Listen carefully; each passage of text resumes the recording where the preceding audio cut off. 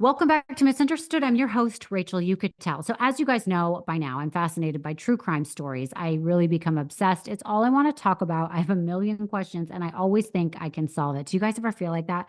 Well, today's guest is Susan Hendricks. You may know her because she's like the OG of HLN and CNN. She didn't always do true crime, but she obviously had to cover some crime stories. And she ended up writing a book about her experiences covering one of them. The book is called Down the Hill: My Descent into the Double Murder in Delphi, and it details the murders of two young girls, Abigail Williams and Liberty German, the investigation that followed, and how the town and the family were forever changed. This book is part true crime and part memoir, as this case became personal to her, and telling the stories of these two families became her mission. On February 14th, 2017, the bodies of Abby and Libby were discovered on a bridge in Delphi, Indiana. Not on the bridge, but kind of behind the bridge. As the investigation unfolded to bring the killer to justice, the story got extensive media coverage. Law enforcement released a video and audio recording found on one of the victims' phones that they believed to be of the killer. A man's voice said, "Guys, down the hill."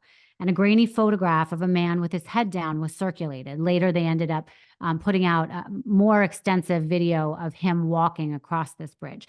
They ended up asking for the public's help, and the tips started to flood in, but to no avail. After years of sketches, false starts, and questioning numerous subjects, they were no closer to finding the culprit. Then on October 26, 2022, a suspect whose name was not recognized, not floated before, Richard Allen, who ended up, we came to find he had worked at the CVS in that same town. He was taken into custody and charged with the murder of the two girls. He's pled not guilty. And for a year, there's been like total chaos. First of all, we know he pled not guilty, and for a year, there's been total chaos since he's been arrested. So at some point, we've had word that he's actually admitted to the crimes in conversations from prison with his wife. But he has not said this publicly at all. We don't know anything from his mouth. It's just sort of hearsay. He's gotten his trial moved to 2024 because in 2023, they had all sorts of issues going on. His court-appointed attorneys ended up being removed by the judge. And now in January of 2024, there's going to be a hearing to see if he can get those court-appointed attorneys reinstated and possibly the judge removed. I don't know how they're going to deal with, getting a fair jury, because the case has become so big and so much has gone on around it. So anyways, get ready for an engrossing conversation with Susan. We really talk about the details of the case, what we know, what we still don't know, and how this case became personal to her. I think you guys are going to take interest in this because the case isn't over yet. It hasn't gone to trial. It was such a big deal when it happened, and then there was just not a lot of movement. And to hear the story of the families involved is what becomes important, because you really rarely hear from that side. You always hear about who might have committed the murder or the girls themselves, details about them. But it's interesting to get the perspective of someone who is covering it and someone who got close to the families. So her relationships with all these involved, from the families to the law enforcement, it gives us a firsthand look inside this dramatic story. So please sit back and enjoy my conversation with Susan Hendricks.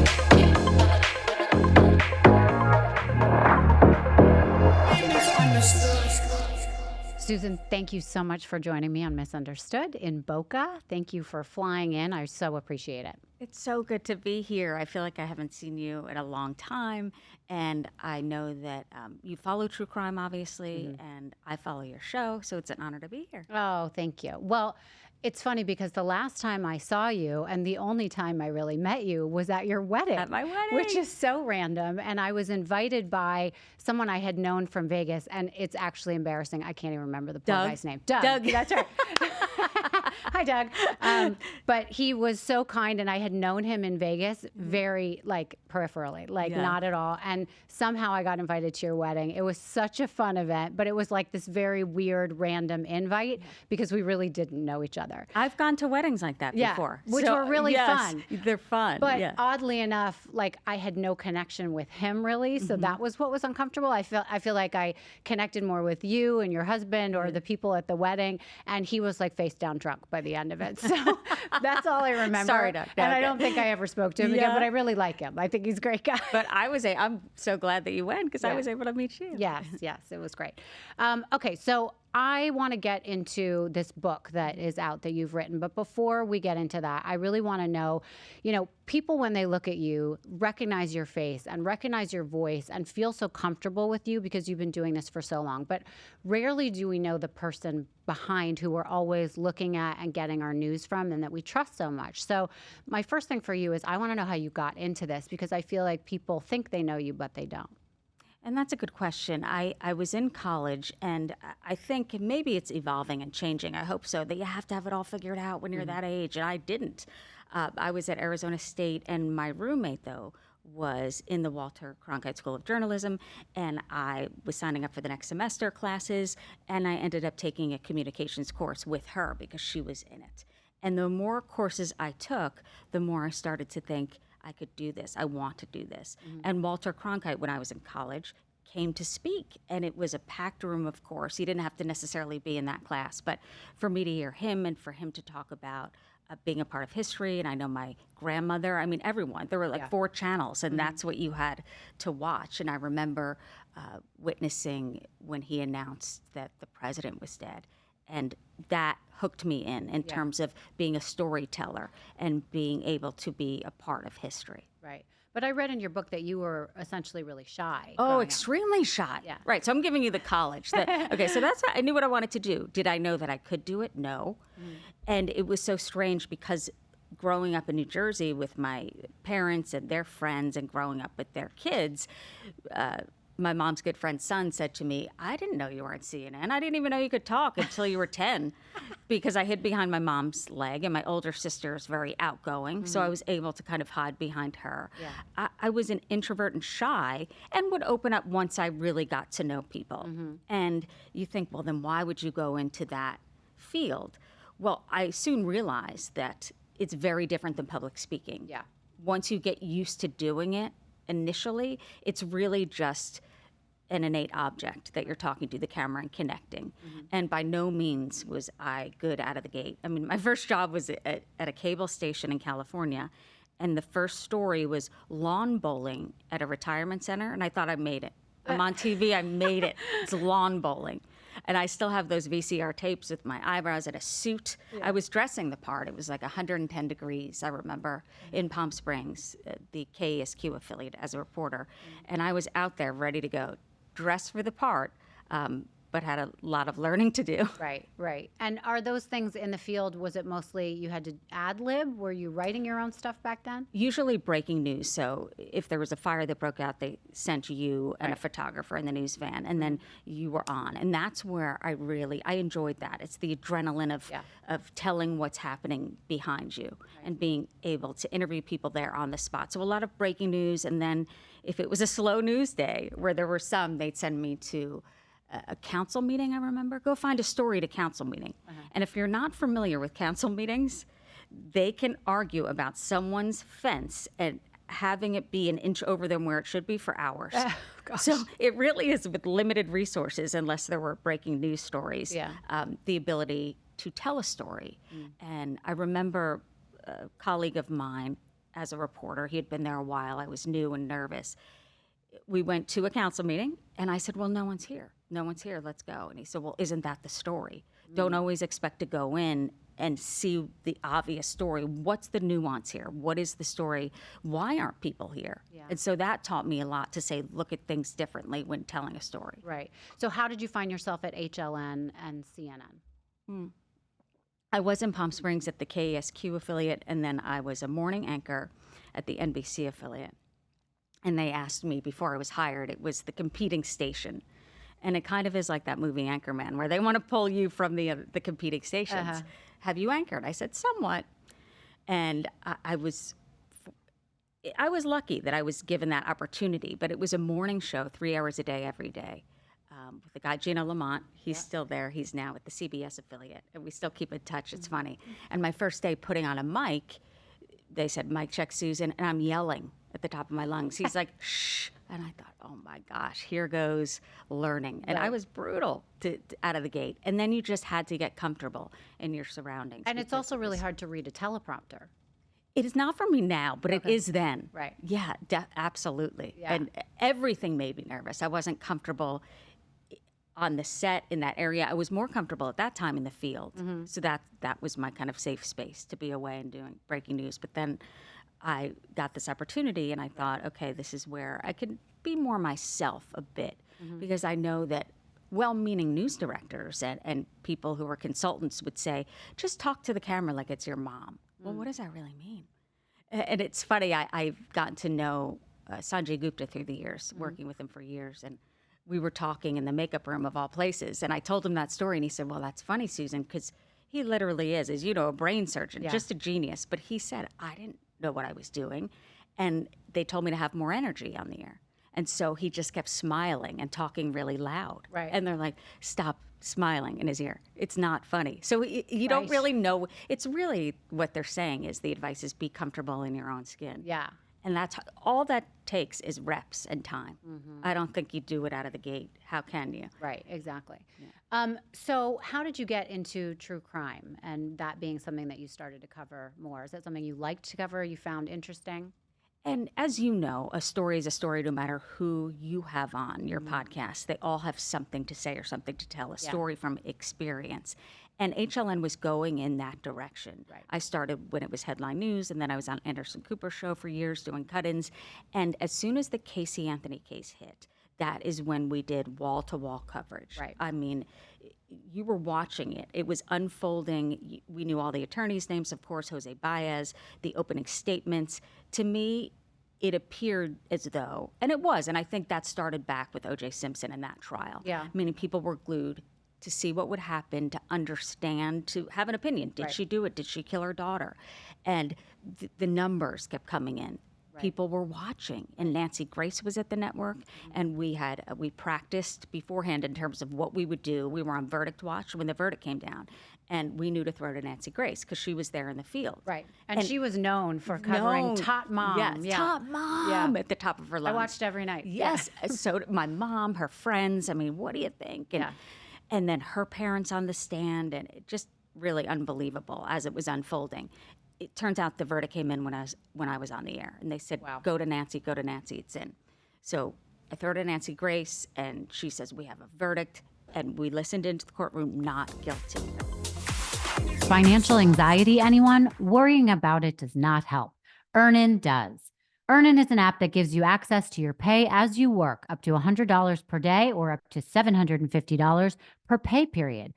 Earnin makes it so easy to. All you have to do is download the app and verify your paycheck. It's that simple. Then access up to $100 a day as you work and leave an optional tip. Any money you access plus tips are automatically repaid from your next paycheck. Earnin empowers you to live life to the fullest, no mandatory fees and no credit check. You can join over 3.5 million customers when you make Earnin a part of your financial routine. When I use Earnin, I get very excited because I have extra money to go on a much-needed girls' night out, use it for a last-minute gift for the holidays, or an unexpected trip to the vet, which just happened last week. So download Earnin today, spelled EARNIN in the Google Play or Apple App Store. When you download the Earnin app, type in Understood under podcast when you sign up. It'll really help the show. Understood under podcast. Subject to your available earnings, location, daily max, and pay period max. See earnin.com/TOS for details. Earnin is a financial technology company, not a bank. Bank products are issued by Evolve Bank and Trust, member FDIC. This holiday season has been jam-packed. There never seems to be enough time in the day to get everything done. Something always falls to the wayside, and usually getting a good meal is the thing that suffers. I started using Factor, and I cannot tell you how much I love it. I get healthy meals, and it saves me so much time. I can actually do my errands, take care of my daughter, and enjoy all the holiday events. Factor is America's #1 ready-to-eat meal delivery service. You can eat well for breakfast, lunch, and dinner with chef-prepared, dietitian-approved, ready-to-eat meals delivered straight to your door. You'll save time and stay on track with your healthy lifestyle while tackling all your holiday to-dos. There are so many great things about Factor. There's no grocery shopping, no chopping, no prepping, no cleaning up. Factor's fresh, never frozen meals get delivered straight to your door, and all you have to do is heat them up for 2 minutes and enjoy. The food is delicious, and they give you so many choices. There's Calorie Smart, vegan and veggie, Protein Plus, a ton more, something for everyone. And when you are on the go, they offer so many add-ons like shakes, smoothies, and juices. They think of everything so you don't have to. So I just opened my box yesterday, and I have to tell you, the shakes are really my favorite. I'm so excited about them. They taste so good. I'm excited to use these meals. They're so quick and everything tastes so fresh. I'm telling you, it's never frozen. So it doesn't have that like frozen aftertaste at all. It's really good, you guys. My favorite thing is I don't have to worry about anything. I don't have to go to the store. I don't have to prep food. It literally comes in a box and I don't have to burn anything. I literally almost burned the house down the other day making cookies. So this really saves you a lot of hassle. You decide what you want to eat. You open the package, you heat it for 2 minutes, and you are done. Honestly, every meal was delicious. The pasta, the grilled chicken, even the vegetables tasted fresh, and they were amazing. So head to factormeals.com/understood50 and use the code understood50, that's understood50, to get 50% off. That's code understood50 at factormeals.com/understood50 to get 50% off. Enjoy, you guys. It was just stunning. What did you think when did you expect that? Well, I'm luckily my father's an attorney, so I would call him and say, "What do you think? What do you think of this? And what's this called, or what's that called?" My cheat sheet, if you will. And he said, "Well, I think they might be overcharging her. So that's a risk, and that's what I think happened. If you risk going for the death penalty, or if you risk them finding her not guilty because of that. Now, I don't know for sure, but I don't know what to think. It's hard when we found out that the body was discovered, that there was duct tape on skeletal remains. So it's like, was this, there's different opinions out there. Was this, and her giving her daughter chloroform to go out at night, but then why the duct tape? Was this premeditated? Did she even do it? There are opinions out there. And it was unbelievable. And I threw it to Nancy Grace, and she said that famous line now, the devil is dancing tonight. Right. I mean, it was infuriating for her because she believes that Casey got away with murder. She had such an opinion. Yeah. I mean, I absolutely know exactly where I was when that verdict came in. I watched that trial. I watched before the trial. Of course, I had my own opinion. I thought, I was more stunned during those opening arguments or whatever that Jose Baez did, and he changed the entire narrative. Yes. That was crazy to me. Yes. What I also have thought, since then, I always think about the parents. Like, why did the father never say, that's not what happened? I didn't do these things. I didn't sexually molest my daughter, or the granddaughter, whatever they were alluding to. And she was found in the pool, the way he presented that. Right. And I've learned through the years, then being a perfect example, you don't necessarily have to prove what's said in the opening statement. Right. So where was the proof that happened?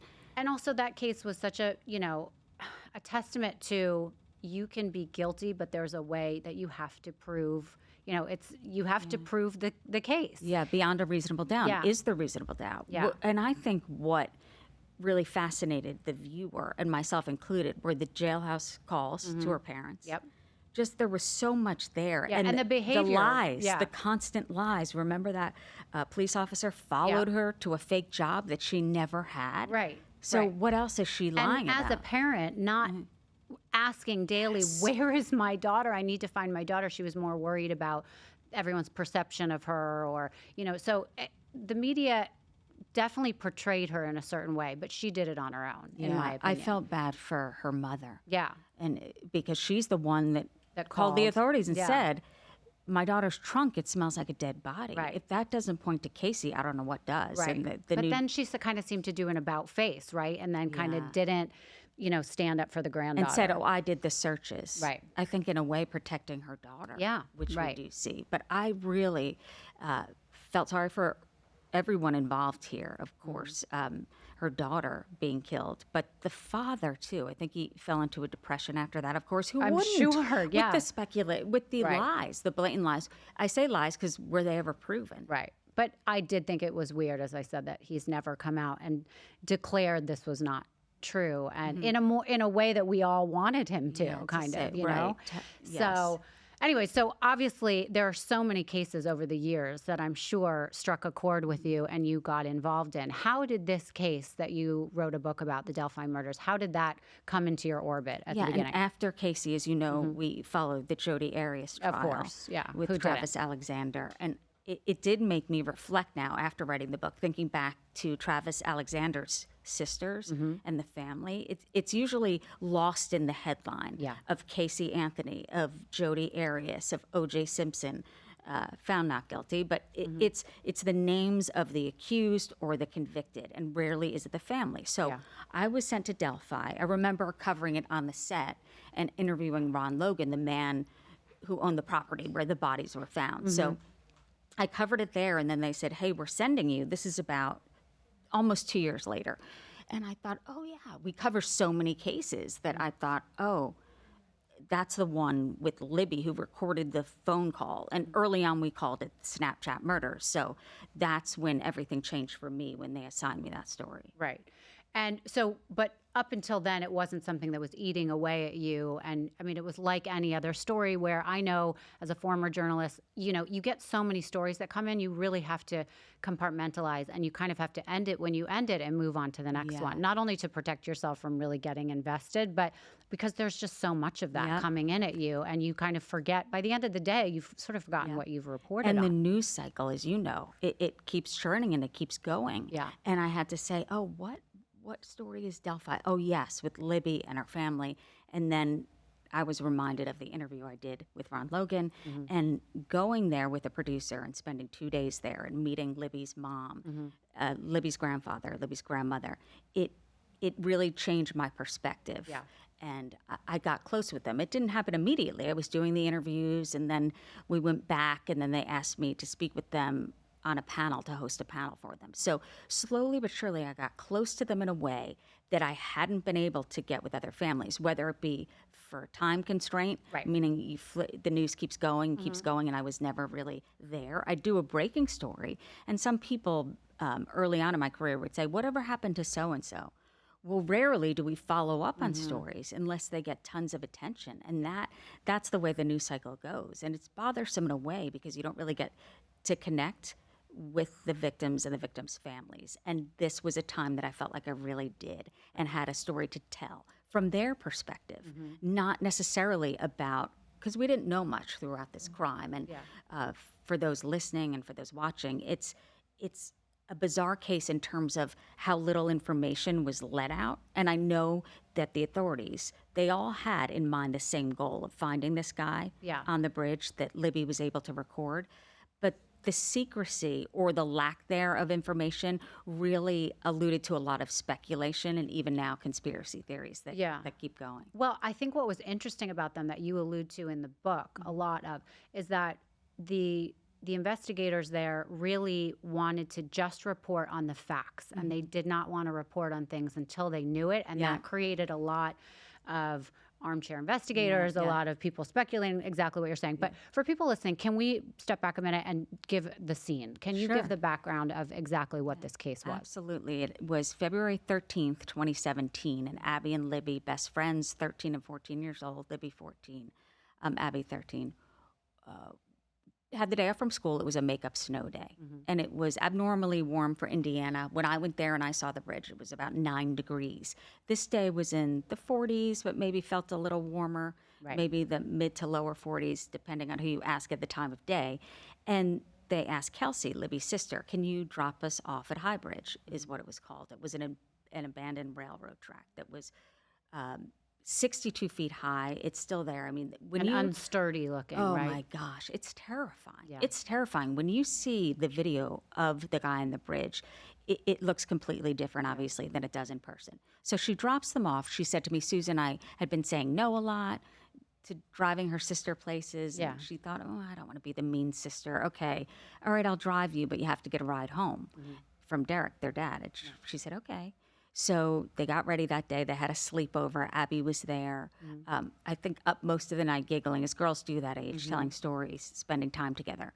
And Becky, Libby's grandmother, said to me, Susan, it was a way for them to be off electronics, you know, Yeah. just to be outside. I mean, I grew up going outside all the time, but Right. kids now don't necessarily have that opportunity, especially when it's so cold that time of year. Right. But going outside, it seems like almost like a fun thing that you Yes. normally wouldn't do. But there are, also it wasn't that long ago, but it seems like in that place, it was safe to do something like that. Like, Yeah, I can't just let my yeah. daughter go off, especially in Manhattan, and do oh, things. Oh, yes. Yeah. And even now, I mean, maybe it's because of the line of work I'm in, but obviously times have changed. Yeah. It's so different than, hey, come on when the street lights go on. And Yeah. that was, now I would be worried. No, of She's out of course. my sight for 2 minutes in Target and I'm concerned. But this was very safe and it's what kids did. And so Kelsey drops them off.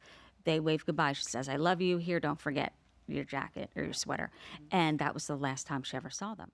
So she drops them off and they walk down. It took us about, when I visited the bridge, about 5-10 minutes to get there from the trails. And authorities are piecing together what they know based on Libby's phone. So Libby took a picture of Abby and it was time-stamped, posted it on Snapchat, and that's the last communication. Derek, her dad, went to pick her up a little after 3. She didn't show up, kept calling her, got out of his car, and apparently tried to walk and find them. Right. And so that chunk of time, we also know what happened because Libby saw him, and her grandfather, Mike, was telling me, look, Susan, I think there was a vibe or creepiness she got from him, and she took the video and hit record. He was thinking that she would come home and say, Grandpa, look at this guy. Yeah. Look at this creepy guy on the bridge. Well, that never happened. Right. And the phone was discovered near their bodies. Right. A search ensued soon after. Maybe you don't think the worst right away, especially a small town, less than 3,000 people. But people started to search. They got together on Facebook. Very soon after, Very soon. it seemed, yeah. And then it was Before official. nightfall, right? Exactly. Yeah. And then it was officially declared missing persons around, I think, 5:15, 5:30. Authorities are out there as well. Well, the search was called off, and there's been criticism of this, but I think it was officially called off because it's so dangerous down there. It really is. It's dense. There's a lot of brush. Can't really see. But the family members did say to me it was so heartwarming to see so many flashlights and the glow of orange of people still staying. I mean, people searched overnight.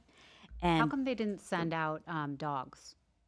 Sheriff Toblesenby told me when I asked him about his biggest regret, he said it was canceling bloodhounds that were coming in from Michigan because this is such a small town. Oh, right, they didn't have Once them. their bodies were discovered, he called that off. He said, I wonder now in hindsight, being open about what he thinks he could have done. But everyone goes back in time, coulda, shoulda, woulda, on what you think you should do in that situation. But they never, Kelsey said, I never went there.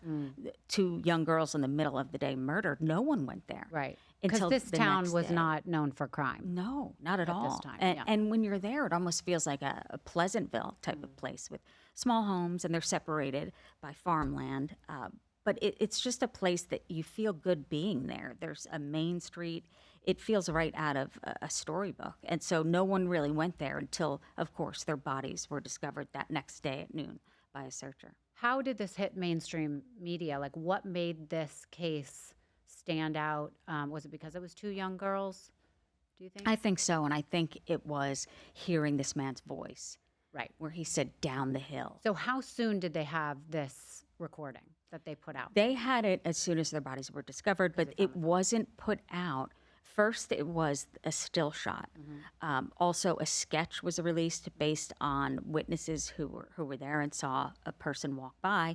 So it was a sketch, a still picture, and then the audio of Down the Hill. Yeah. We didn't have guys. They added that in April of 2019, that extra word. But we do now know, in hindsight, we didn't for the longest time, that there were 42 seconds on that phone that she recorded. Right. And based on court documents, it's alleged, because I haven't heard the recording, that Abby says something about, does he have a gun?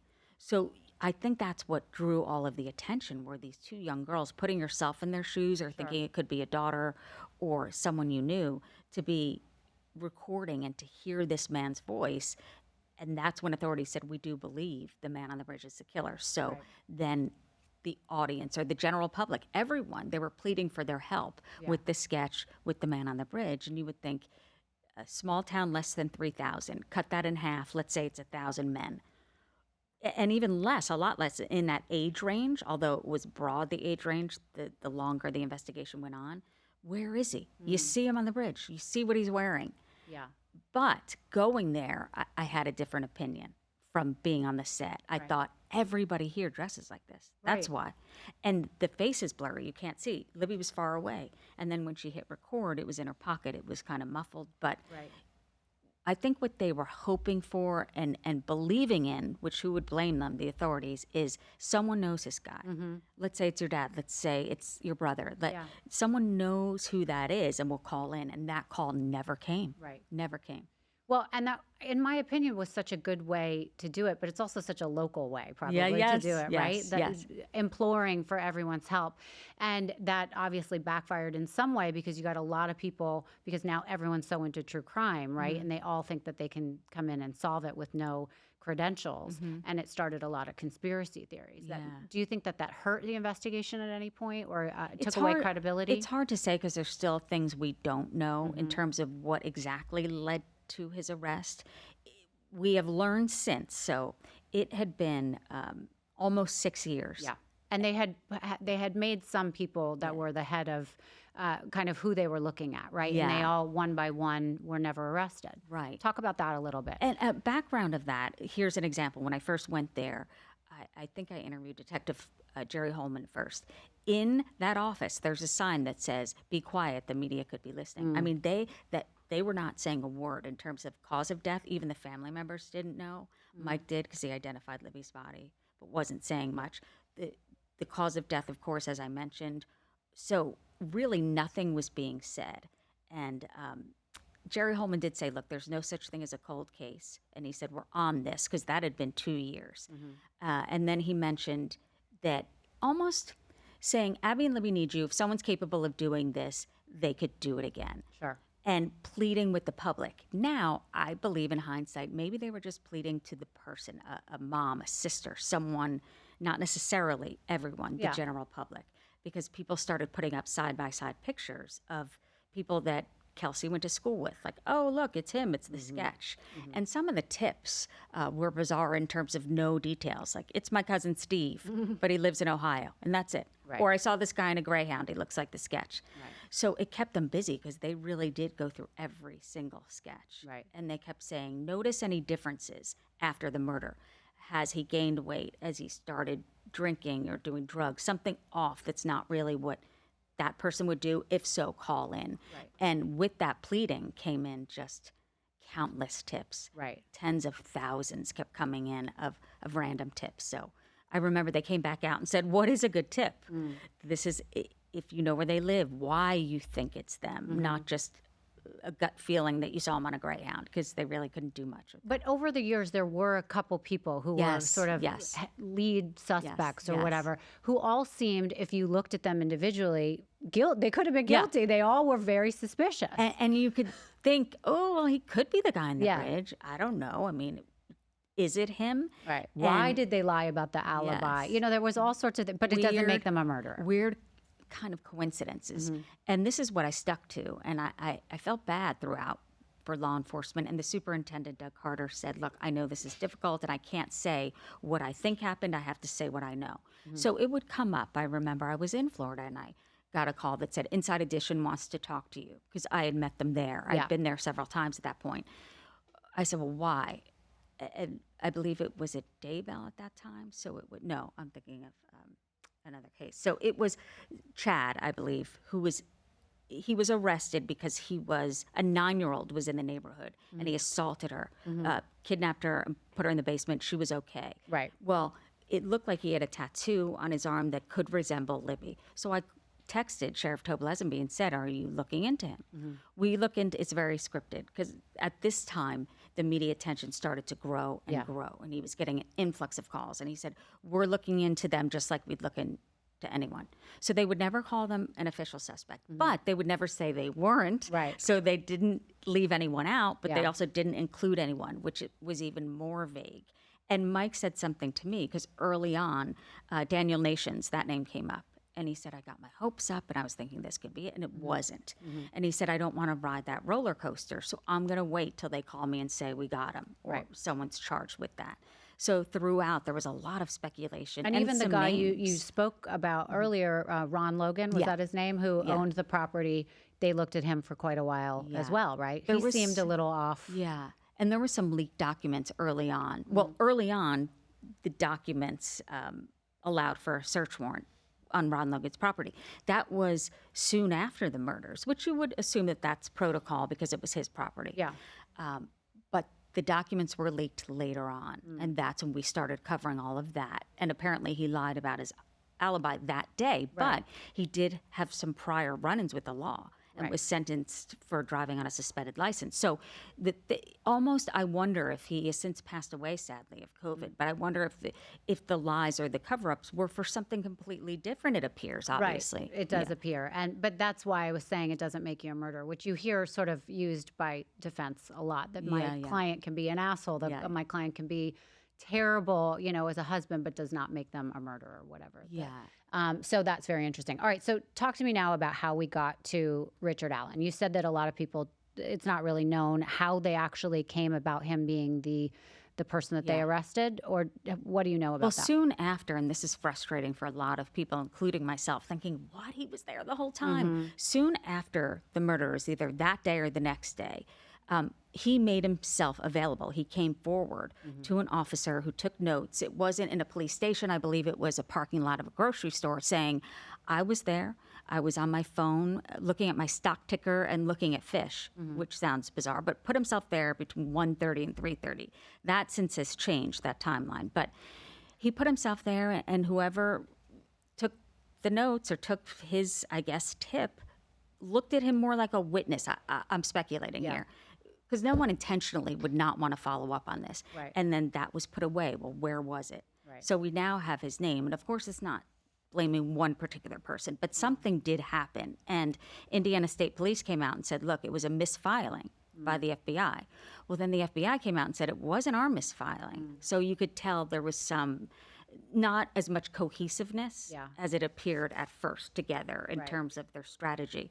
And it also seems, sorry to interrupt you, but it seems interesting to me because as if I was a journalist covering that, and there was even the slightest notion that there was some sort of a witness or someone who had claimed to be there, that would have been a guest I would have wanted to talk to, right? And get all their insight on what they saw that day and what it was like. He would have become famous just being on the scene. So the fact that we didn't hear his name really until he got arrested seems really interesting. And this man was a conservation officer. I don't know how much that plays into exactly his experience. Remember how small the town was. Right.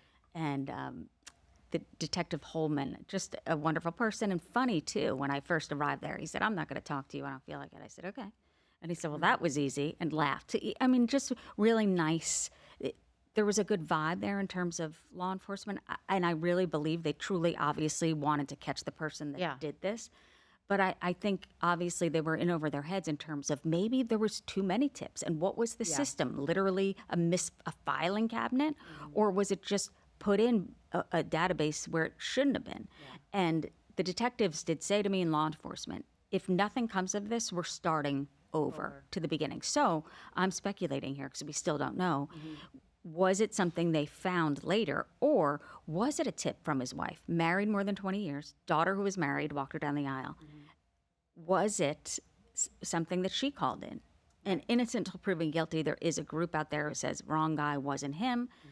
But former cold case investigator Paul Holes, who I've gotten close to, who's solved the Golden State Killer essentially, said to me, and there's a chapter on Paul, and he talks about visiting the bridge and how he knew right away the guy was local because of how casual he seems on that bridge. I'm scared of heights. I couldn't even step on it. Right. There's gaps. I'm surprised nothing happened to kids, but they have no fear, right? Yeah, when they're down there, and it's what they're used to. But that's a good point, what you're saying. The way he was walking on it, he had clearly walked on it before.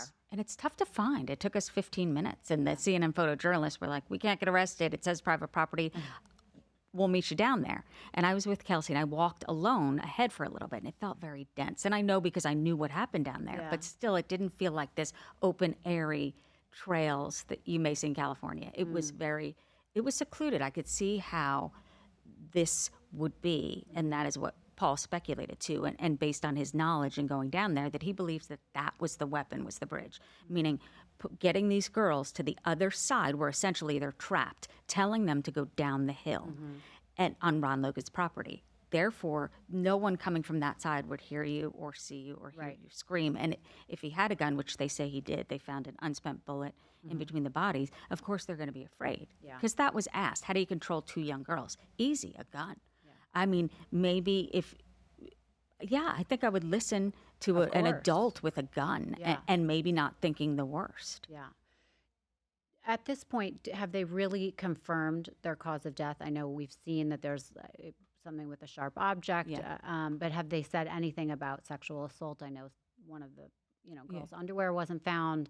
I know there was all sorts of things like that. What do they specifically know? I asked Detective Holman, this is, again, early on, not even 2 years after the murders, and he said, I asked about DNA. He said there were DNA. He said, but I'm not saying what kind, because of course there's all kinds. And I asked him, were they sexually assaulted? And he hesitated to say, but the consensus was it was a no. And again, information coming in, really not at all, if at all, bits and pieces. But Paul did say to me, look, the sexually motivated crimes don't necessarily involve sexual assault. And he said it's hard to understand unless you understand that mind and that it's sexually motivated. But how was the sexual, him being a sexual predator? And again, Richard Allen, innocent until proven guilty, but he believes it was a sexually motivated crime based on the crime scene, but it doesn't necessarily equate to sexual assault. I know what you're saying. Yeah. And it's like the it's control. Complicated to say. The with some control, people, exactly. Yeah. And what I thought, and I asked this to Paul, he was 44 years old at the time, now he's 50, or 51 now. But would someone wake up one day at 44 and do this? And he said he may have been, or had he done it before? Had he done it before? And he said, well, he could have fantasized about this, Susan. He lived very close to the bridge. Let's say he was down there all the time. He knew the kids had a day off from school. Let's say he waited for the perfect target. He knew he wanted to murder, but not necessarily who. Because there was also speculation with catfishing and Keegan Kline and Anthony Schatz. And I've been on Court TV several times, and Vinny's like, wait, it could happen because they trace back Libby to having communication with that Anthony Schatz profile that looks nothing as catfishing does. It was Keegan Kline the night before. So could that be a coincidence? They didn't find anything about Anthony Schatz asking her to meet the next day, did they? Right. But then when he was questioned by the authorities, he said, I was supposed to meet her, but she didn't show up, or to that effect. That's not a direct quote. So could it be? And that's when authorities did reach out without saying much more, that if you had any interaction with the at Anthony Schatz profile, please let us know. And it had been 5 years. So think about young girls. They may not know or forget. And who had access to that handle? It turns out this was a former model. He's now a police officer, has 2 daughters. He feels horrible that his picture was used. But it happens everywhere and all the time with catfishing. And Libby's grandmother said, Susan, I feel like I failed. And this was on stage in Las Vegas at something called CrimeCon, where people can connect and really get the story out there. And Paul did say to her, which I appreciated because I could tell it was weighing heavy on her. Like, I told her that she was at risk, but maybe I didn't say it loud enough. And he said, predators are good at this stuff. Oh, yeah. They really are. They groom. And Abby and Libby did nothing wrong if they wanted to meet up with, which hasn't been proven, which there's no evidence of it. But they're young girls. They want to have fun and meet boys. Who doesn't at 13 and 14? Yeah. And I mean, I interviewed Chris Hansen recently, and it was very similar stuff that he talks about, that you have to really educate your kids, because even when put in that situation, they kind of don't even know what they're getting themselves into. They're at that age where it's fun to meet a boy, or fun to do all these things and kind of hide it from their parents or whatever. So there's a lot of education that goes on. And they have social media. And my daughter, who just turned 14, I feel like I have to scare her. And maybe it's because I report on this all the time. I said, if you're meeting someone, chances are they're 40 and may kill you. So I'm scarring her in another way. Because you can never be, I think, too careful. And, back to when I was growing up and my sister and I were playing outside in the back of our house. Did we just hear about it less? I'm not sure.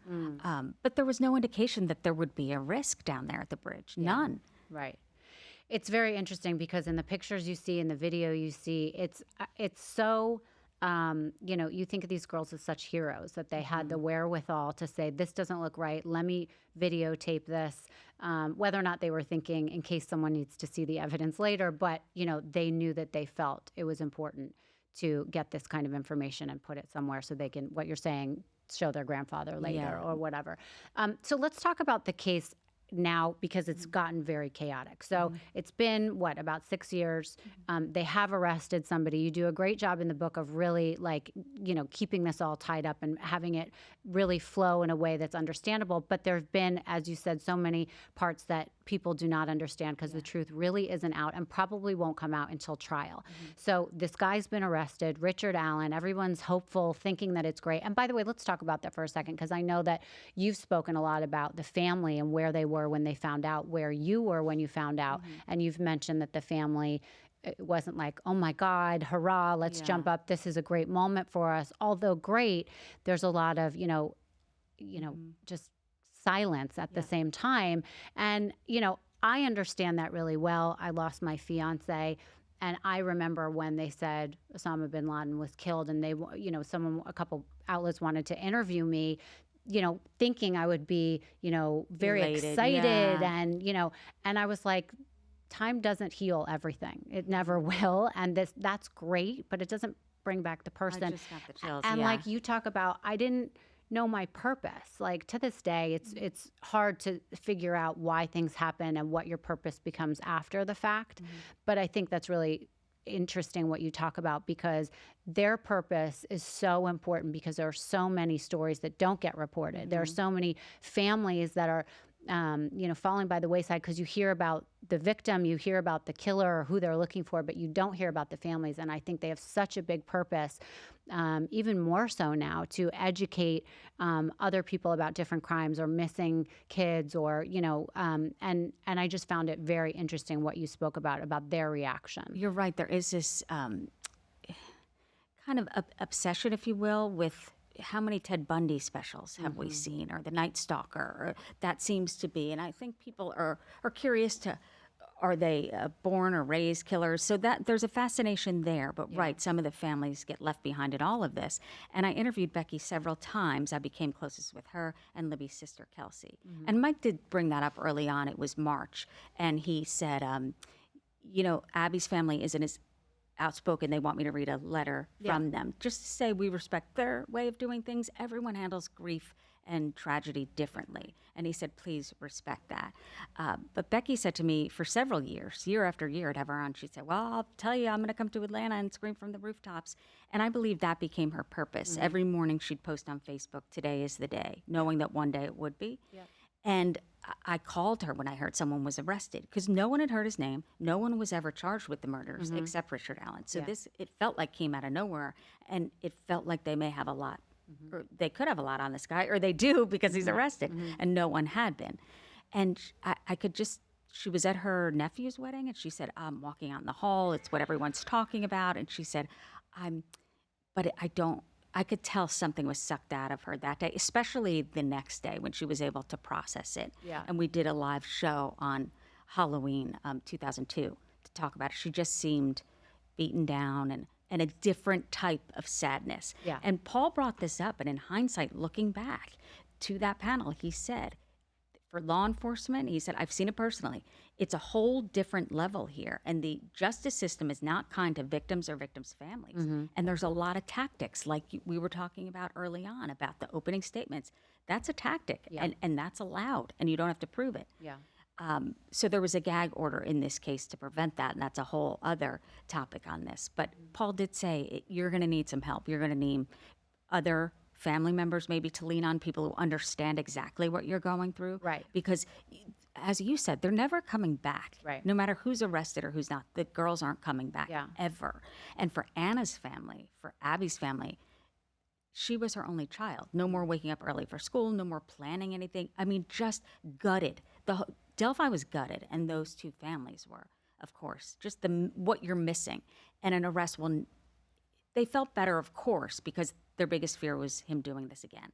Because if you could slaughter two young girls, you're capable of anything. Doing it again. So they felt good in that way, but it wasn't like, Right. and exhale at all. And it also brings up, so many people probably assume like they want to have revenge, they want to get this guy, but I don't necessarily know that that's how I felt watching or reading your book and listening to a lot of stuff, because it was more like a lot of people have given him fairness of, Richard is innocent until proven guilty, and they want to see what happened. We want to hear the details. I think that's going to be what's interesting when the trial does finally happen, if it happens, because let's talk about this, there's been so much chaos from the beginning and from the onset since he got arrested. Right. Can you walk us through kind of all the difficulties that have happened? He was arrested, and he said he would hire counsel on his own. He then wrote a letter to the court saying, I didn't know it would cost this much, essentially, I'm paraphrasing, I need appointed attorneys. So then he was given 2 attorneys. It's Rosie and Rosie, it'll come to me. So 2 attorneys. But Something with a B, I think. yes, so 2 attorneys were assigned to the case, and they started working on it. And they to the press, they put out this letter saying, Rick didn't do this. He maintains his innocent. Richard Allen calling him Rick, was that a tactic to say, oh, he's a friendly guy, Rick?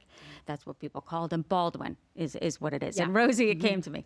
So, and there was a gag order in this case. So Judge Frangul was assigned to it because the judge who was in Delphi said, use the term, and it's one of my chapters, bloodlust, meaning there's so much attention and so many people wanting the documents. He said, I can't do this.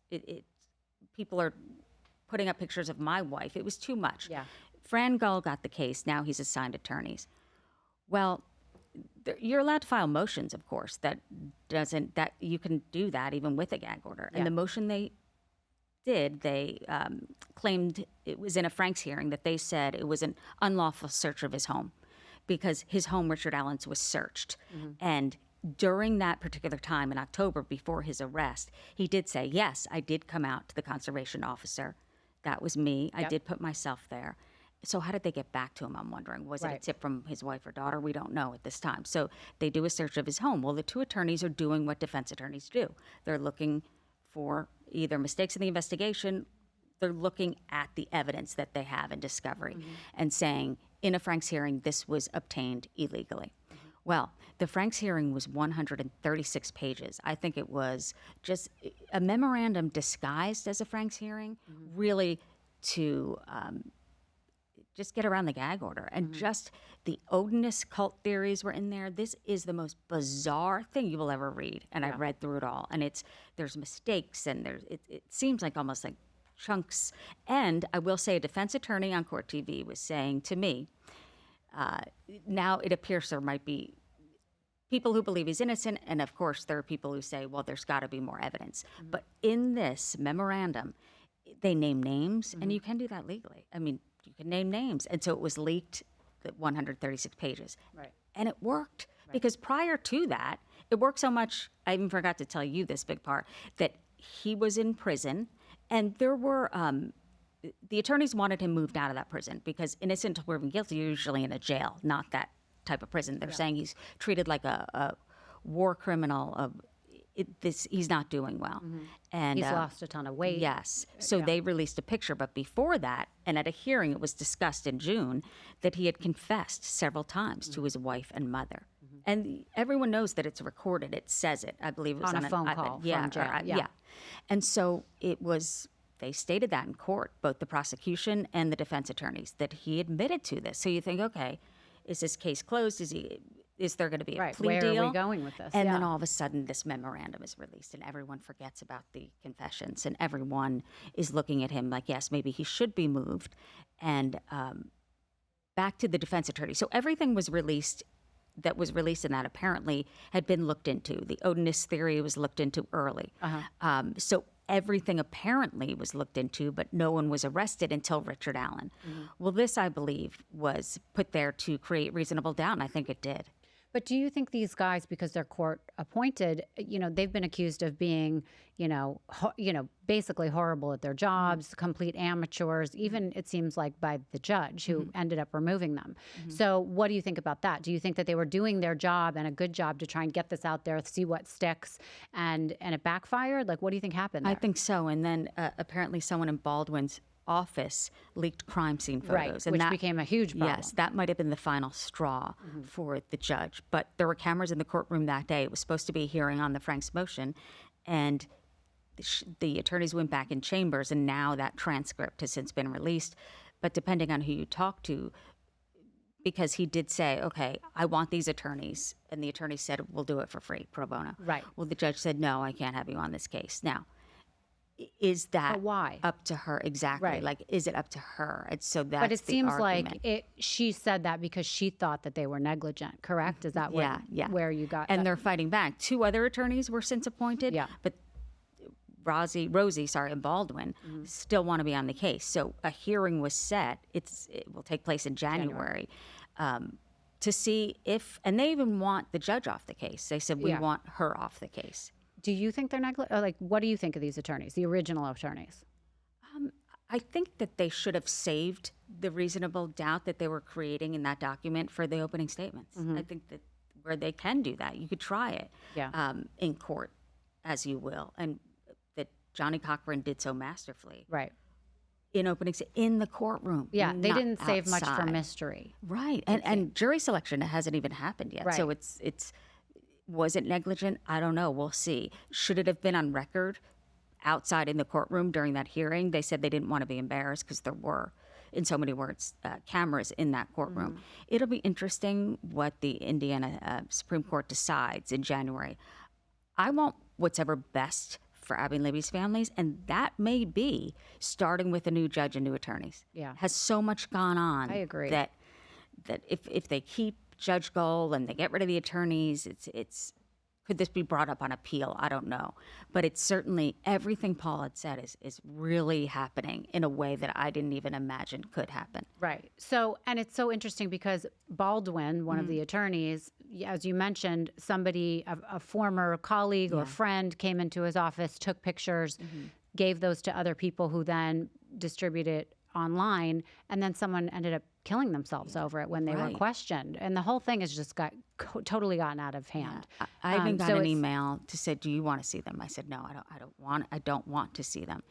And what was very poignant to me is Becky put on Facebook, because they're under a gag order too. I'm Yeah. sure, and I know that they found solace in telling their stories. I know Yeah. that helped them, and they can't. And they're following the rules, abiding by the gag order. But she did post a picture of Libby on a blanket, and she says, I take Libby everywhere with me on vacations. And she said, this is how we spend vacation with Libby. How do you spend it? And then she posted pictures of Abby and Libby and said, these are the pictures you should be looking at. She's furious. Yeah. And who would blame her? I mean, the crime scene photos being leaked is unbelievable. Should it have been a sanction in public by the judge? Probably. I don't know in terms of technically what should be done, but the trial was supposed to happen in January. That was postponed until next October. But they're fighting for that too, a speedy trial. So a lot could change at that hearing in January. Has anybody heard from Richard Allen's wife or daughter? No, immediately there was an influx to her Facebook where people wanted to find out who was this person, and they found out he was married, or who is this person, and has a daughter. I think because we want to make sense of it. We never really understand why. Right. When you tell someone a story about what's on the news, they say, well, why would someone do this? Right. There's never a logical answer. And to the wife, why would they stay? Why would they stay? Or did they know? Right. What did they see? It seems like you would think, oh, the wife had to have known, but I don't believe that. I've interviewed BTK's daughter several times, Kerri Rawson. She had no idea. He would say, don't forget to put air in your tires and make her scrambled eggs, and walked her down the aisle. She had no idea. He was essentially a good dad. And how do you even go there? Yeah. Even if the wife thought his behavior's weird, how do you go from a child killer, a double murderer, someone you thought you knew for more than 20 years, 30 almost? So I don't know if it's compartmentalizing or they're good at that. Right. There are some killers that we have seen in the past, serial killers, that are able to keep up a different life. Right. And I don't believe... Or when it's their family, it might, they might be empathetic to their wife and their different daughter person. and see them totally different than they see women. They're not like us. They can do, obviously, compartmentalize, and to be able to do it if he did such a horrific crime and then to go on living like nothing happened. human beings can't really conceptualize that. I agree with that. I think people cannot understand, and that's why there's so many questions. I mean, even, reverting back to 9/11 for a second, people were like, well, how could these people, fly a plane into the building? But you're not dealing with somebody who believes that life is something to value, and you can't argue with someone like that, right? And also, we didn't have this is an awful word to use, but creativity to know that someone would come up with this kind of scheme. And, we didn't have the creativity to know that the buildings would fall, structurally. And so you can't kind of look into someone's mind like that unless you really are someone that is built that way, I think. So it's really different. So how are the families feeling now? How are they doing now, Libby and because Abby's of the family? gag order, I do keep in touch with Kelsey and with Becky, but I don't ask about the case. I just say, how are you doing? Yeah. Okay. So there's so much that I want to know and I want to talk about with them, but I feel that should I not? Is it? And that's been difficult, I would imagine, for them. But I interviewed Stacy Chapin. I know you know the college story about the 4 college kids, and Ethan Chapin's mom. And we did a panel together, and I got to know her just by reaching out. And she handles this differently, of course, than the Gonzalez's family, because when you were earlier talking about like revenge or aren't you excited about bin Laden? And I think everyone handles trauma differently. We saw that with Gonzalez. He'll be in court every single day. Stacy said to me, it's not going to bring my son back. I'm not going to court to see this monster. So it all depends. And I think the way that Becky's family, Libby's family, how it's helped them is to get out there and to talk about it. Abby's family, not so much. I did meet Abby's grandmother. She was on a panel with me, and her grandfather. So they were willing to talk about it, but I don't think they got the support as Libby's family got. Just the way of connecting. And I feel like it really, Kelsey told me that she feels like it did save her life, CrimeCon, to meet Golden State Killer, the people who have been killed, family members, who really understood what she was going through. Because I could say it, someone was murdered, your fiance. I don't. I could say, oh, I understand, I'm so sorry, but it's a connection that no one else can fill. And I think Kelsey got that from connecting with others. Right. Well, you do have a little bit of a connection to somebody in your family. Your cousin was murdered when you were younger, right? Can you talk about that a little? Yeah, I was 11, and it stood out to me. It's the Keefe family. It's a distant cousin on my dad's side. And I just remember them having this wonderful big family. And our good friend Suzanne, my sister and I, would always talk about her sisters and how they hung around Kathy Keefe. And I remember being in the kitchen back in the day with landlines, and my dad was on the phone. And he said, oh my gosh, they found her body. It was found near a dumpster. And my sister and I ran upstairs, and my friend Suzanne told us what she knew, and she was murdered. And no one really talked about it. It wasn't discussed. And I, because of my age, she was in her 20s, I was 11, but we knew her stories, and she lived in our neighborhood. Yeah. And so that happened, and I remember at CrimeCon, like we're talking, I told Abby's grandmother that, Diane, and she said, well, you're part of the club. And I said, no. And she said, well, don't downplay your pain. You can never downplay, because mine isn't, quote unquote, as bad. Maybe this is why you're helping. So that really clicked with me to think, oh, could it have been? Could I have remembered that? Because we did hear details through my friend Suzanne. And now, since I wrote this, and I checked, of course, with the Keefes, with Kelly, her sister, to see if I could put that in there. She didn't want me to, I wouldn't. She said yes. And she said she was crying reading it, because she thought it was well done in terms of talking about their family. It wasn't, quote unquote, salacious, if you will, because she said to me, interesting, Susie is what she calls me, we didn't really talk about it much either. So I think it's, you don't expect this trauma, and people handle it differently. And what way works for each person, I don't know. And what is the correct way? I don't even know if there is one. Yeah. I'm curious how they're feeling about, the upcoming trial. If they want more to just see him, take responsibility, be put behind bars, or if they really want to know what happened. Like for me, I would want the answers. I would want to know what happened in those last moments, what was said. To me, that would feel like closure. For some people, closure is they don't want to hear any of that. They don't want to see the pictures. They just want to know this person can't do it to anyone else. And I remember walking to the bridge vividly, my first time there with Kelsey, and just coming up to it, this massive structure, and knowing what happened on that bridge. And I said to Kelsey as we were near the front of the bridge, I said, do you know how the girls died? And she said, no, they're not telling us anything, but I don't know if I really want to know. So I think she understood at that time and forever how fragile she was in terms of self-blame. She dropped them off.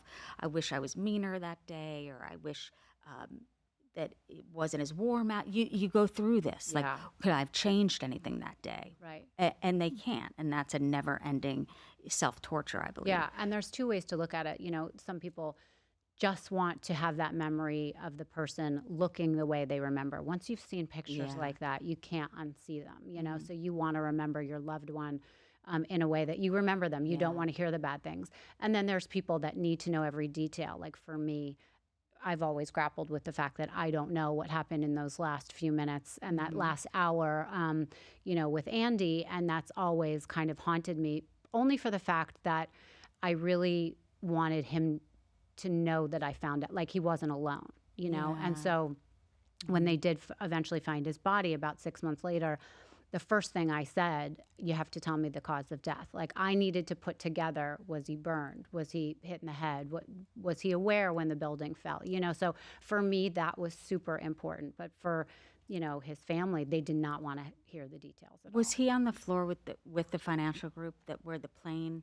He was in the second building that got hit, but the first building that fell. So he was on the 104th floor. And so the first plane went in, you know, to Cantor Fitzgerald. Yes. The second plane went in lower, in like the 70s, on the floors in the 70s. Okay. So he was above it. So he was, you know, alive for a while until the building fell, unless they got, you know, had smoke inhalation. But, you know, he was in the first bombing in 93, and they were told My friend to stay. Suzanne's father was, yes. And they played poker until, you know, and I imagine, because I was covering it, I was at Bloomberg that day, and I was covering it for news, and I wasn't nervous. I was like, well, he'll go upstairs to the roof, you know, he'll, because again, there was no, we did not know those buildings would fall. Ever. I mean, I can remember, I'm sure it's etched in your mind forever, but when the buildings fell, were they able to tell you the cause of death? Yeah, it was blunt force trauma. Okay.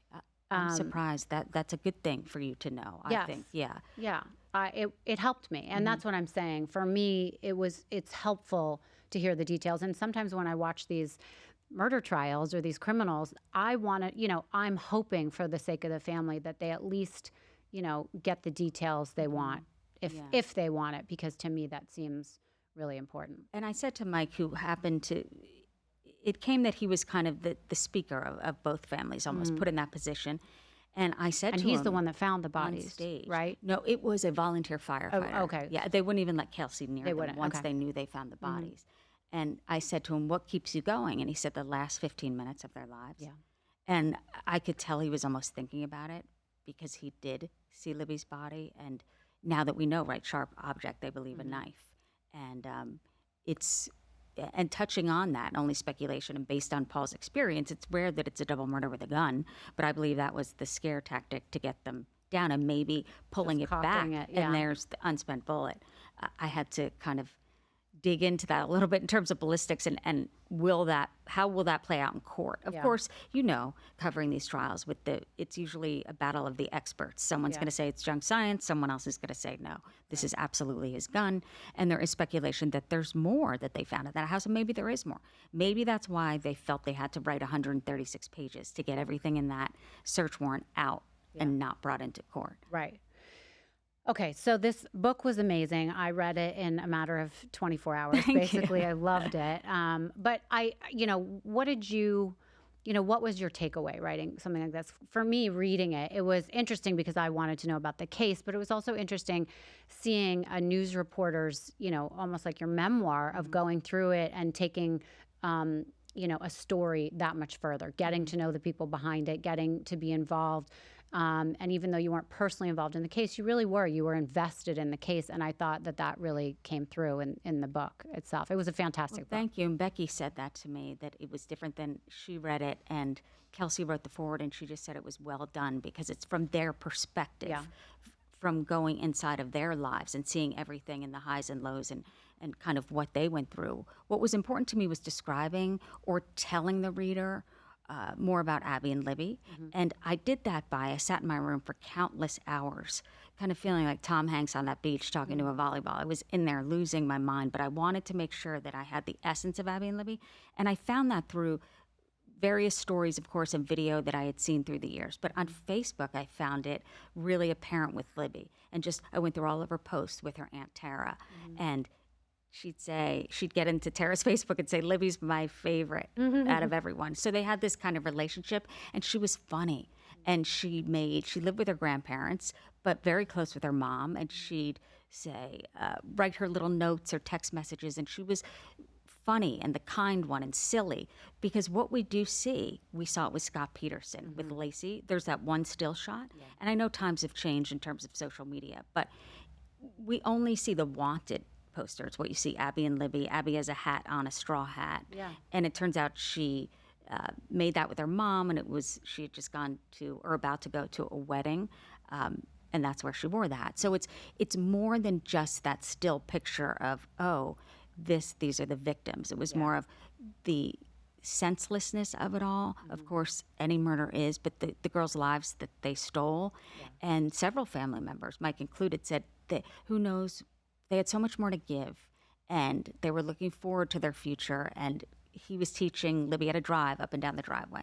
So it's like the lives that were cut short, and the crater that's now left in the homes of those family members, essentially killing pieces of them because of this. So it is important, of course, for justice, but they do know. And Becky said to me, what does justice really look like, though? Because they're not coming back. It's not for the girls. They're not. It's you want someone to pay for what they did, but they know it doesn't bring them back. And maybe handing out those flyers, and a big part of contention with many people in terms of law enforcement, they came out with a new sketch in April 2019 and Detective Holman called me at that time and said, I saw the special HLN did, and you mentioned the FBI a lot. And I said, well, you're not telling us much. We kind of had that joking relationship. And he said, well, the FBI told us not to do it, not to hold the press conference. And I went thinking, why? Why? Was this a way, and again, speculation, because not everything's out there, was it a way, because it had been 2 years, to say, okay, something new has to happen here? They invited everyone, the size of this room, to a press conference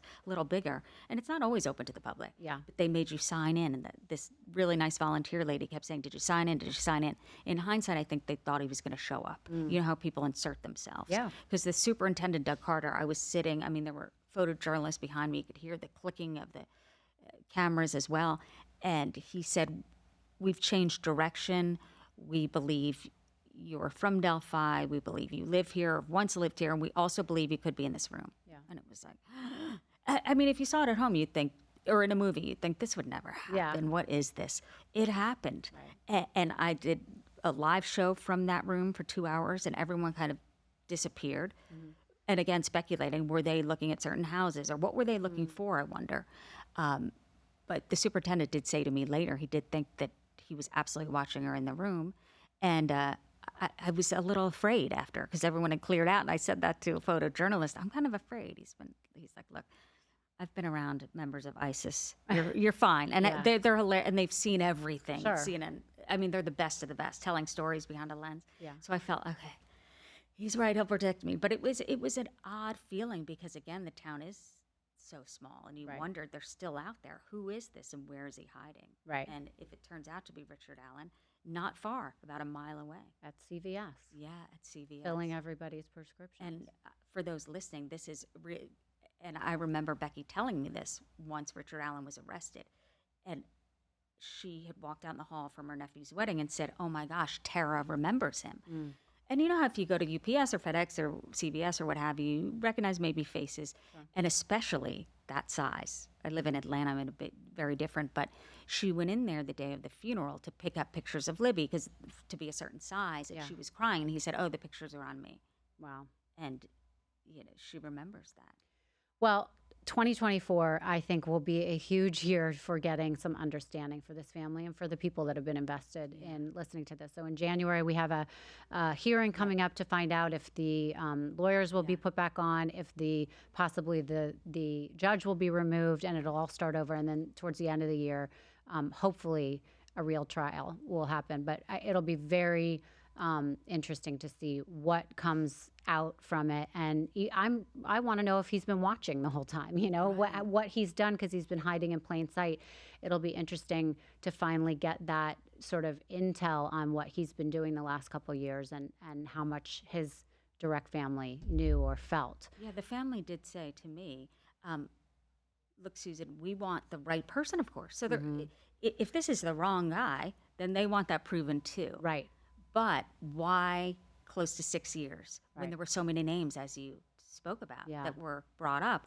Why now? Something must connect him, I think, bigger than the bullet. Yeah. And we'll see that in court. But I do believe whatever it takes, because everyone has the same mission, whether it's a different judge, different attorneys, same attorneys, is let's get this going so it can be resolved. Resolved is a bad word in terms of it ever going back to the way it was, but some sort of justice. Yeah. All right. So over the years, what are some other stories that you have been really taken by?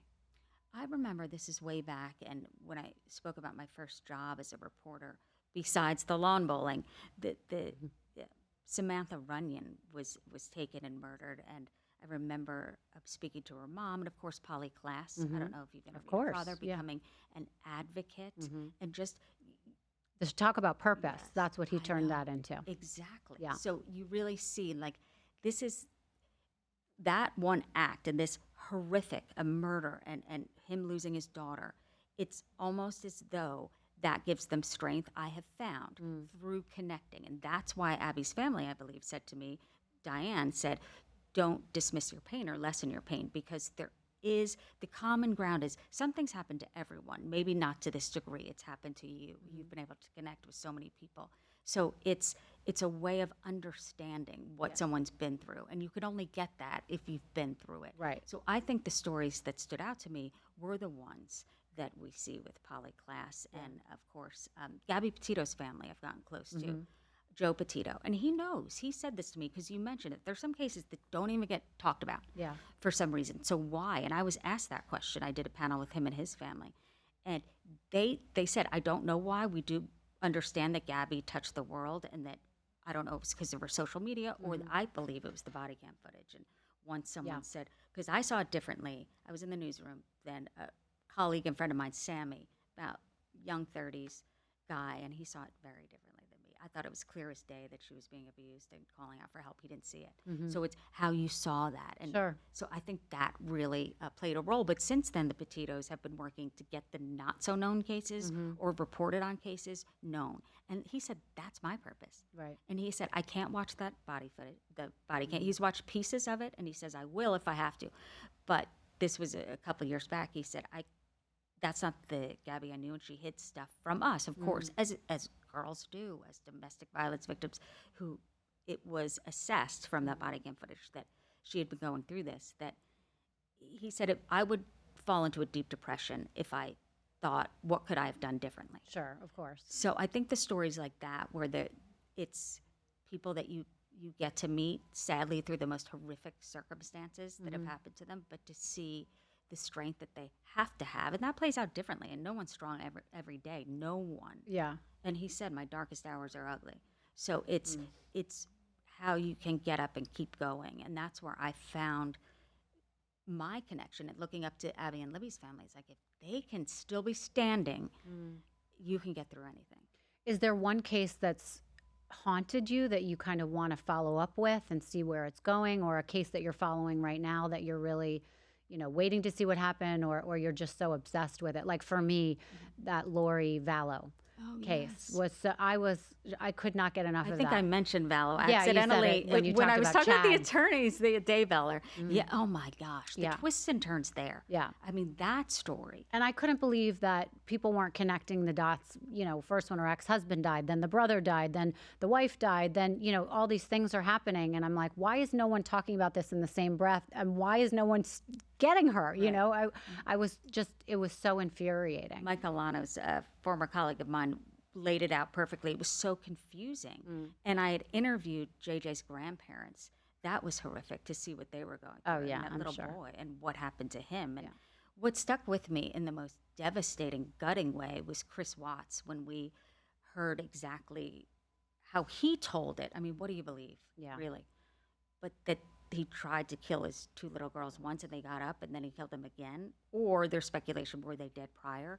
But I feel like the prosecutor in that case wanted the details out there for whatever reason. I know that it was death penalty was off the table, so maybe it was a way to have prisoners hear about exactly how horrific this thing was. I don't know, but it was word for word read, and I was on the set with attorney Joey Jackson.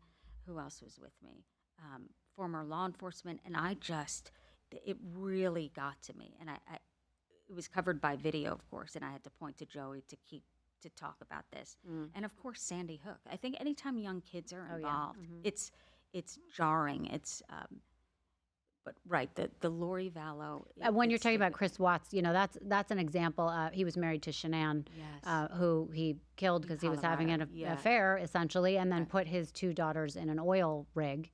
And, that was an example to me of how you never know what a murderer looks like. He was this handsome, a great point. Energetic looking guy, and people really wanted to believe him when he did. He spoke all over the place about trying to bring her home. And, if we watch anything on the ID network, we always know to look at the spouse. Yeah, exactly. They're called the family annihilators. There's no word for it because people think normal human beings, why not just get divorced? Well, they don't want that. They don't want any. They feel like, and that they annihilate the family and get rid of everyone in the family. And right, with Chris Watts, and that was an excellent point you spoke about, because if it does turn out to be Richard Allen, monsters don't look like monsters. Yeah.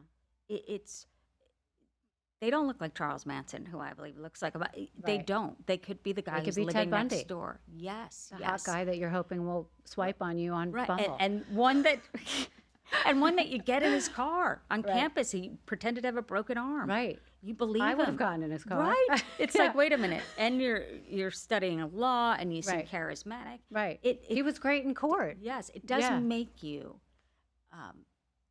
think, who do you really know? Yeah. And I think that's the most frightening part. And I think people are fascinated by it in a way, who are drawn to crime, not in for a voyeuristic way, but a way, I believe, especially women, which is CrimeCon's 90% women, is a way of maybe protecting yourself or feeling like, well, how do we know? And are there signs? And we're always looking for them. Yeah.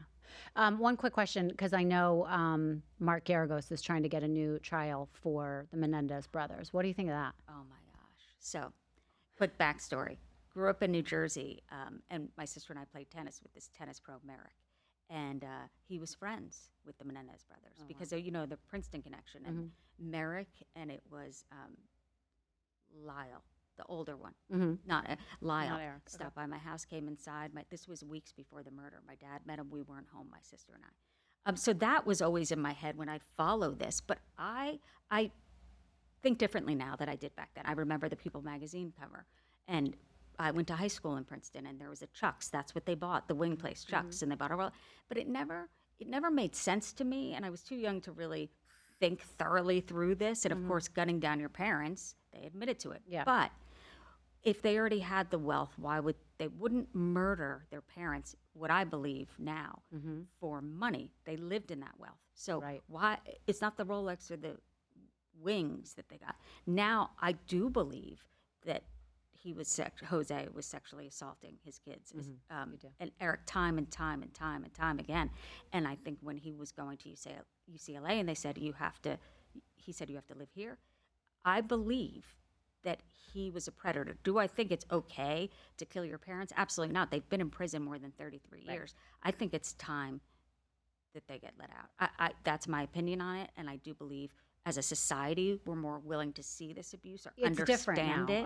Instead of Giorgio Armani suits on the cover of People saying murder in Beverly Hills. Yeah. I fell into it. I read it. I understand that, of course, it's not right. But I think what played into that was OJ walking. And there was a kind of a bone to pick in terms of they can't lose another case, the prosecutor. So, but I do believe that abuse took place, and I recently spoke to the gentleman behind the documentary that was recently released on Peacock about Menudo. And one of the brothers came up, and I reached out to him, and he said thank you. And he covered both cases, and just really, talks to the brothers constantly, and really wants to uncover. He believes, based on his reporting, that there was more abuse by Jose, more young kids, Yeah, not just more, his own. right. And I think just the one Menudo member who came out and said, no, I was sexually abused by Jose, I think that should play in, and I hope it does. I hope they're let out. Yeah. That's a case I have been obsessed with and following because of how it's turned. Yeah. Maybe the knowledge that we have. They said they did it, Yeah, and they right. explained why. I don't think looking at them, speaking of how murderers look, that it was just, and the evidence that wasn't allowed in by the cousins and the And the family. letter. Yeah. Yes, so There's I a letter. believe that 33 years that they should be let out based on what Or at I least believe given a new trial to happened see. to them. Yeah. Absolutely, yeah, Yeah. absolutely, and to hear all of the evidence. Yeah. Well, it's interesting. It's too bad that Nancy Grace isn't on every night anymore because she always had a new story for us to follow and Always. obsess and, with. And Tot Mom, and I mean, Jody Arias, we covered that. Oh, and yeah. the interest was there, 17 days on the stand, and just, it's what are people capable of? Why do they do it? And how much this guts everyone around them. And their that's family another members. example of how murderers don't look like murderers because Jody was this pretty Right. girl, right? That why would she kill Travis Alexander, have her camera with her, and luckily pictures were on that camera. Yeah. But But Nancy's, team was so good at picking so out good. such good stories. I remember, I don't know if you remember this name, Jasmine Fiore. She was, she had married in Vegas a guy who had been on some reality show, and she was missing, and they ended up finally identifying her through her boob job, and he had taken out her teeth, and she was missing, and then he went on the run and ended up killing himself. But Nancy was so obsessed with this story, And on and it. I was obsessed with this story because I was obsessed with Nancy. But when I first moved to Vegas, Jasmine came to me and asked to rent a room for me, and she said she was a real estate agent. She wasn't. She was. I found out later she was a little more than that in Vegas, and Right. got herself into some trouble. So she ended up leaving, my house. But But you knew her. I knew her, and to watch Nancy with someone that I knew really drew me Surreal. in, and I, could not stop following. Just on all her shows, we couldn't stop Yes. following everything she spoke about. And she, coming from her experience and talking about connecting and having her fiance Yeah. killed, I believe that she had a rare connection of wanting. yeah. She was almost She wanted the to truth. get the bad guy. She wanted the person to pay who did this. Yeah, and she had a lot of. Yes. You felt that anger coming through, or that unresolved, like we've got to get to the bottom of this. Or She had she had wanted it. to make Yeah. people aware of the story. Yep. Because what was so important, she did such a good job, especially with the Top Mom situation. Yes. But she would always talk about Kaylee, is that the kid's name? And always show those pictures. I remember those videos, too, and I'm she did a picturing it. great job of really having you remember the person while you're listening to all the gruesome details. But that's also why, I, for now 23 years or whatever it's been, have continued, people will ask me the story about 9/11. Everyone's heard it a million times, but I love to share the story because I want people to know Andy's name so that he didn't die 23 years ago. People really felt like they knew him, and that was always important to me. And so many, over time, people will be like, why are you still talking about this? Well, it's Ooh, in my no. bones, It's- but it's also who it's not you about are, me. right. People think that when I'm talking about it, I make it about me. I do it so people know his name, and so he's not forgotten. That's and, judgment that shouldn't be given because no one knows exactly what it feels like to be you, to go through that. Yeah. We've all seen the picture of you devastated looking for him. It's horrific. There's no timeline to get over. You never get over it. There is no timeline. And that was Becky's biggest fear, that the girls would be forgotten. She said, Susan, it's little things. I got the insurance card for dental insurance. Her name wasn't on there. And she said, I don't want people to forget her. So they did build this Abby and Libba Memorial Park. It started as an idea for like a softball field, and now it's an amphitheater. And people can go donate there, and you could have a personalized paver for even Andy, someone you think about. And it's just a way that, okay, they won't be forgotten. Right. Their pictures are there. So the families were able to connect. And quickly here, there was a gentleman early on in the process, all volunteers. He showed up with this huge tractor, and he was in, and he was helping. And Abby's grandfather was thinking, Eric, who is that guy? Like, he's doing a lot, but we don't know who he is. And went over, and he said, my brother was murdered 30 years ago. We never found out who did it. Ugh. So he was helping. So that's, I believe, in the way humans connect and heal through each other. They can, without judgment, without, it's just sick of what can go on, the lowest of the lows. You can hide behind nothing, not your picture on YouTube, and speculate that the family. I mean, that's just asinine for clicks. Yeah. But there's a side of this that I've met and I've seen firsthand where they connect and there's lifelong friendships, and I believe holding each other up. Yeah. Yeah. Will you be at the trial next year when it eventually I will. happens? Yep. I'll be at the hearing in January. Oh, good. So I'll call you after. Oh, good. I can't wait to hear. Where can people find your book?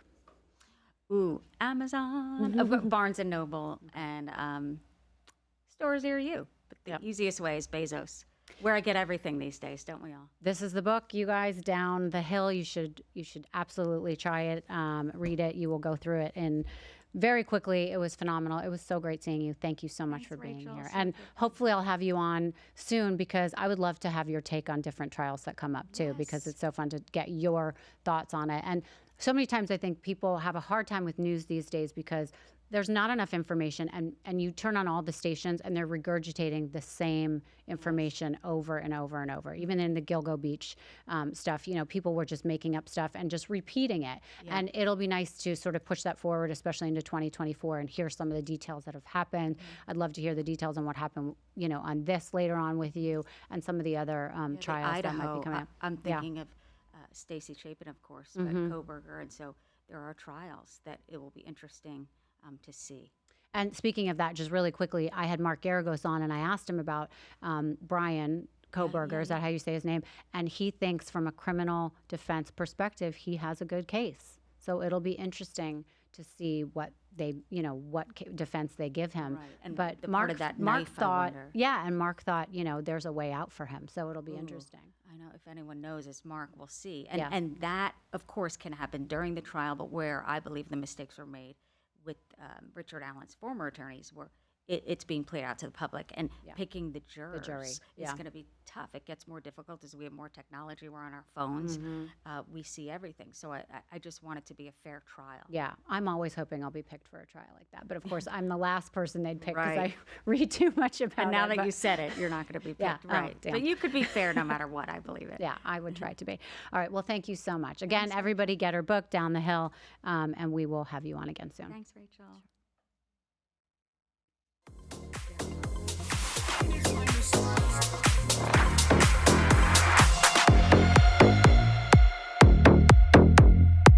Thank you so much for listening to Misunderstood. I'm your host, Rachel Yucatel. Please be sure to subscribe to the show and give us a 5-star rating and review. You can support the show by joining our Patreon at patreon.com/misunderstood with Rachel Yucatel. Do you have ideas for the show or want to reach out? Email us at info_misunderstoodpodcast@gmail.com. That's spelled MISS understood. Thank you so much, and I'll see you next time.